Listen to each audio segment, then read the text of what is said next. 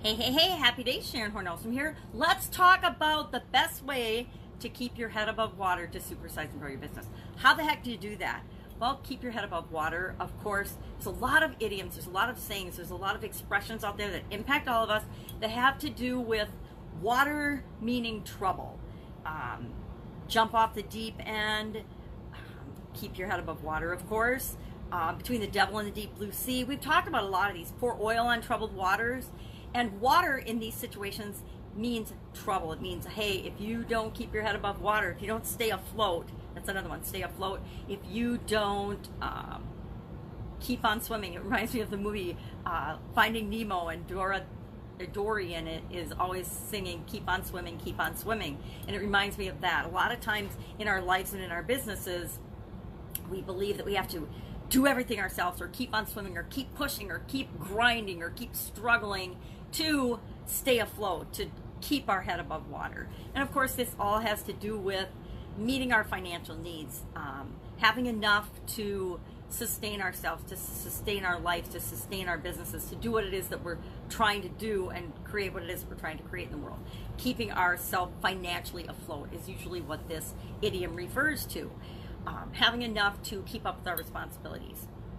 Now, I contend that we can create, and we know that because we've started our own businesses, way more than we want, much more. We can create in the world whatever it is that we want. And you probably know that if you started your own business. Now, I've had lots of businesses, and I know that there have been times and in different businesses where it has been hard and a challenge to keep afloat, to keep my head above water, to figure things out. And usually that was, or had something to do with something I was or wasn't doing, a shortcoming in me. I know, ego, hard to admit, right? But usually that's the case. It's usually something I'm not seeing, or something that's changed that I'm just not paying attention to, or I was not paying attention to at the time. So let's talk about this. What is the absolute best way to keep your head above water, to keep your company in the black, to always be making the resources and bringing the resources in that you need? And I will contend till the bitter end that that is through personal development, continuous education, lifelong learning, you becoming better at whatever it is you need to become better at to move your business in the direction that you want it to go. Excuse me, definitely cloggy throat today because baby, it's cold outside. What do I mean by this?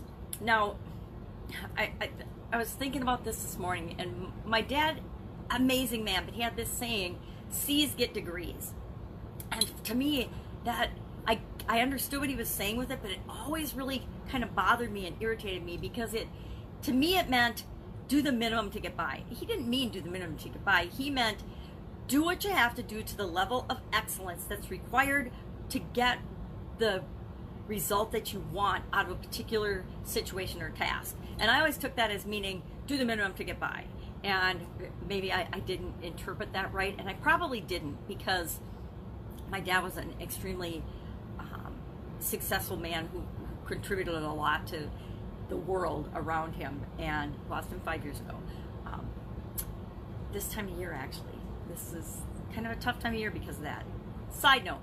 So he would say C's get degrees, and I took that growing up as meaning do the minimum to get by, and I hated that expression. I hated when people would just do the minimum to get by, not only in projects and teams and school projects and things, because I was always doing the best I could and trying to excel at stuff, and so it just irritated me, and I took that into my corporate life, and I took that into my business life, which probably made me a better manager and a better leader and a better coach and a better personal developer of the people that worked with me, because I expected them to strive to be the best they could, not to do the minimum that they could. I encouraged them and myself to contribute as much as I could, not as little as I could, just in exchange for a paycheck.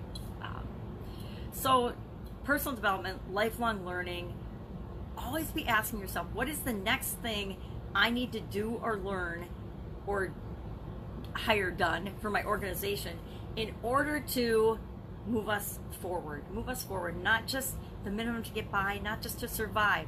And the best way to do that is finding ways to solve problems for your customers and giving more value to people, giving more value, especially to your customers if you're growing your business. And you do that by being more valuable. That's why I say personal development is the best way, because you developing yourself and the people that work in your organization so that they can be better is the way to serve and give more value to your customers. Kind of a roundabout way of getting to it, but that's my point, is if we are all on a track of continuous improvement in our processes, our systems, within our organization, within all of our departments, within all of the people, which are our greatest resource, right? The energy and the people and the creativity that they bring to us in our organization, that is by far our greatest resource. As are you as the business owner.